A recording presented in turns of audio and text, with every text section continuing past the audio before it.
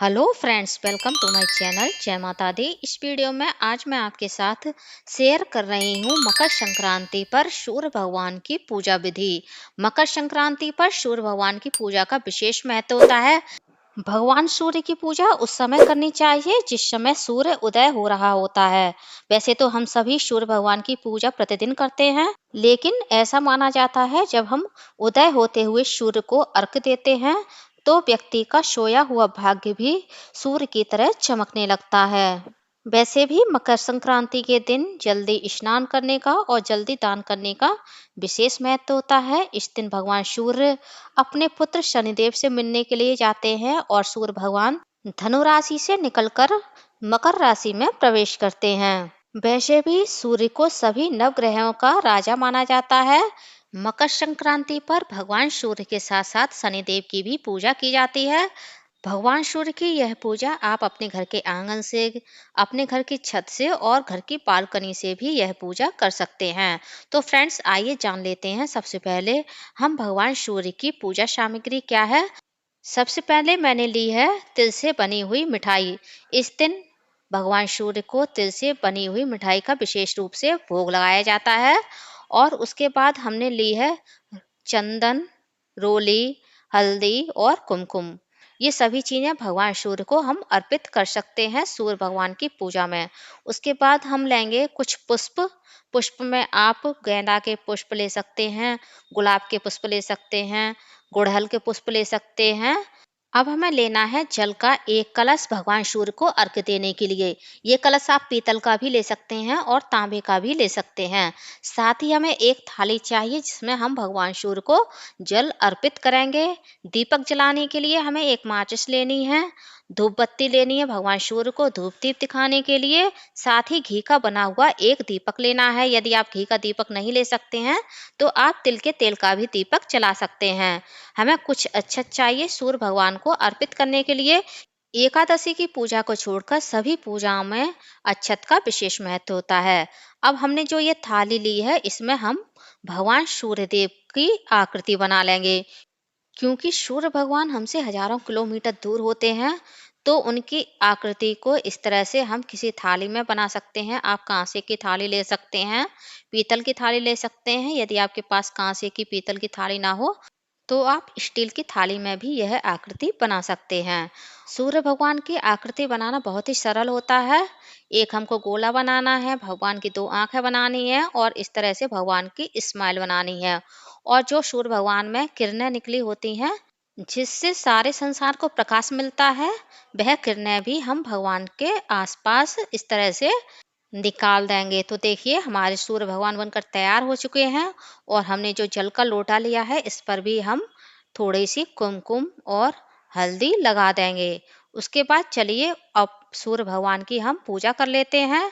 सबसे पहले हमें भगवान सूर्य को प्रणाम करना है, उसके बाद हम पूजा करना आरंभ करेंगे।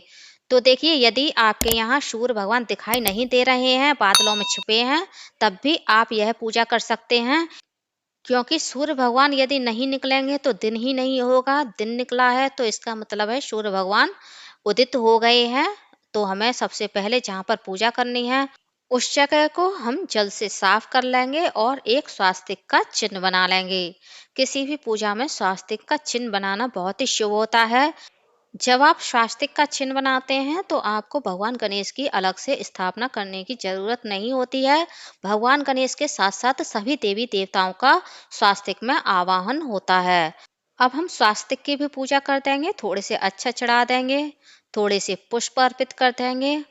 और जो हमने थाली में भगवान सूर्य की आकृति बनाई है उसे हम यहाँ पर स्थापित कर देंगे। सूर्य भगवान को जल इस तरह से देना चाहिए कि आपके पैरों में वह जल नहीं पड़ना चाहिए। अब हमने जो सूर्य भगवान के लिए यह जल का लोटा लिया है इसमें हम थोड़ी सी हल्दी डाल देंगे। यदि आपको बहुत ज्यादा क्रोध आता है तो हल्दी डालने से आपका क्रोध शांत होने लगता है। और यदि आपको क्रोध नहीं आता है तब आप थोड़ी सी कुमकुम इसमें डाल सकते हैं। थोड़े से अक्षत डाल देंगे और जल को मीठा करने के लिए जो हमने तिल की गुड़ की मिठाई ली है वह भी डाल देंगे। और थोड़े से लाल पुष्प हम इस जल के कलश में डाल देंगे। एक गेंदा का फूल डाल देंगे। अब हम भगवान सूर्य की पूजा कर देंगे हल्दी से, कुमकुम से। भगवान सूर्य को कोई भी चीजें ऐसे फेंक के नहीं चढ़ानी चाहिए। इसी प्रकार से हमें भगवान सूर्य की पूजा करनी चाहिए। और भोग में जो हमने मिठाई ली है उसका भोग लगा देंगे, पुष्प भी अर्पित कर देंगे। इस तरह से हमारी पूजा करने से भगवान सूर्य तक हमारी पूजा पहुंचती है। सूर्य भगवान को हमें अर्घ इस प्रकार से देना चाहिए, हाथ सिर से ऊंचे होने चाहिए।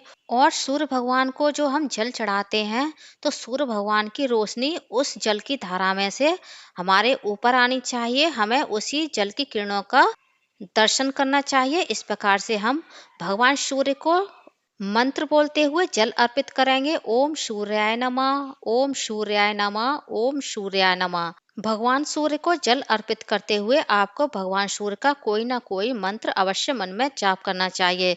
साथ ही वहीं खड़े होकर हमें भगवान सूर्य की 5 या 7 परिक्रमा अवश्य लगानी चाहिए। अब हम भगवान सूर्य की धूप दीप से आरती करेंगे। पहले हम घी का दीपक जला लेते हैं, उसके बाद हम आरती करेंगे। यदि आपको भगवान सूर्य की आरती आती है तो आप आरती गा लीजिए, वरना आप भगवान सूर्य के मंत्रों के साथ भी भगवान सूर्य को हम धूप दीप दिखा सकते हैं। अब हम दीपक का भी पूजन कर देंगे, रोली से, अक्षत से और पुष्प से। और फ्रेंड्स, जो हमने भगवान सूर्य को जल अर्पित किया है थाली में, उसे हम ऐसे ही फेंकेंगे नहीं, ताकि किसी के पैरों से ना पड़े। इस जल को हम किसी पेड़ पौधे में डाल देंगे, या फिर किसी ऐसी जगह डाल देंगे जहाँ किसी के पैर नहीं पड़ते हों। आप तुलसी के पौधे में भी डाल सकते हैं। तो फ्रेंड्स, उम्मीद करती हूँ मकर संक्रांति के दिन आपको भगवान सूर्य की पूजा कैसे करनी है, मेरा यह वीडियो आप लोगों को पसंद आया होगा। यदि आप मेरे चैनल पूनम की आस्था पर पहली बार आए हैं तो प्लीज़ चैनल को सब्सक्राइब कर लीजिए। वीडियो को ज़्यादा से ज़्यादा लाइक कीजिए, शेयर कीजिए, साथ ही बेल आइकन को प्रेस कर दीजिए, ताकि हमारी आने वाली सारी लेटेस्ट वीडियो की नोटिफिकेशन आप लोगों को टाइम से मिल सके। धन्यवाद फ्रेंड्स। ओम आदित्य सूर्याय नमः कमेंट बॉक्स में भगवान सूर्य की जय अवश्य लिखिएगा।